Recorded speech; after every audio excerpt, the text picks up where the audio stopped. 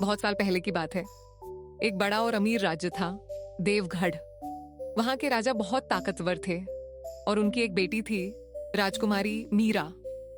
मीरा दूसरी राजकुमारियों की तारा घमंडी नहीं थी। यूज महल से ज्यादा गांव के लोग पसंद थे।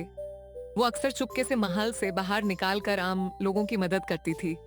लेकिन महल का मंत्री ये सब बिल्कुल पसंद नहीं करता था, क्योंकि वो चाहता था कि उसका बेटा ही अगला राजा बने। एक दिन राजकुमारी मीरा जंगल के पास वाले गांव में गई। वहां उसने देखा कि कुछ सिपाही गरीब लोगों से जबरदस्ती टैक्स ले रहे हैं। एक बूढ़ी औरत रोकर बोल रही थी, हमारे पास खाने को भी नहीं है। ये देखकर राजकुमारी को बहुत गुस्सा आया।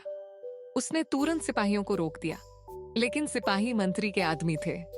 उन्होंने राजकुमारी की बात नहीं सुनी। तभी भीड़ में से एक लड़का आगे आया। उसका नाम अर्जुन था। वो एक गरीब लकड़ी काटने वाला था, लेकिन उसमें हिम्मत बहुत थी। उसने सिपाहियों से कहा, गरीबों को दारा कर कोई बहादुर नहीं बनता। सिपाही गुस्से में आ गए, लेकिन राजकुमारी ने अर्जुन को रोक लिया। उस दिन पहली बार राजकुमारी किसी आम लड़के से इतना इंप्रेस हुई थी। शाम होने लगी। राजकुमारी महल लौटने ही वाली थी कि अचानक तेज आंधी और बारिश शुरू हो गई। रास्ता पूरी तरह बंद हो गया। मजबूरी में राजकुमारी को अर्जुन के घर रुकना पड़ा। अर्जुन का घर बहुत छोटा था।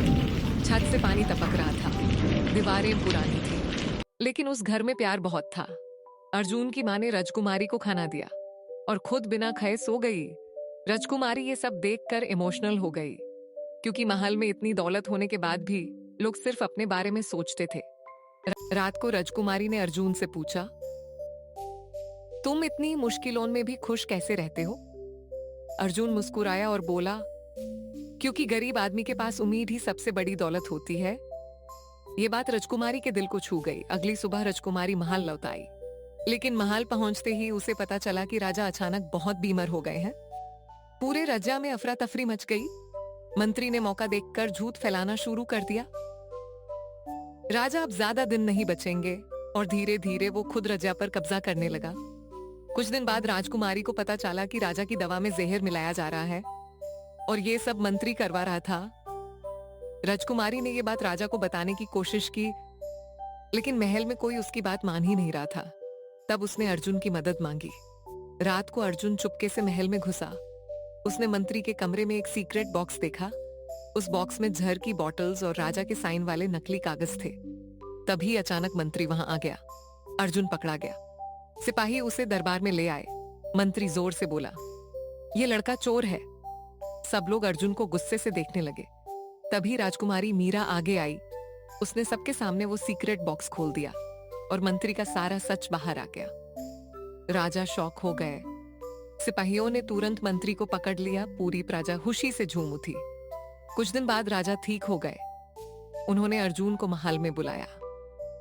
राजा बोले, तुमने सिर्फ मेरी जान नहीं बचाई, तुमने पूरे राज्य को बचा लिया।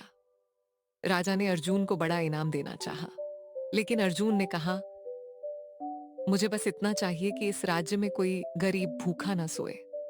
राजकुमारी मुस्कुराई, और उस दिन के बाद अर्जुन महल का सबसे खास इंसान बन गया, और राजकुमारी मीरा उसकी सबसे अच्छी दोस्त।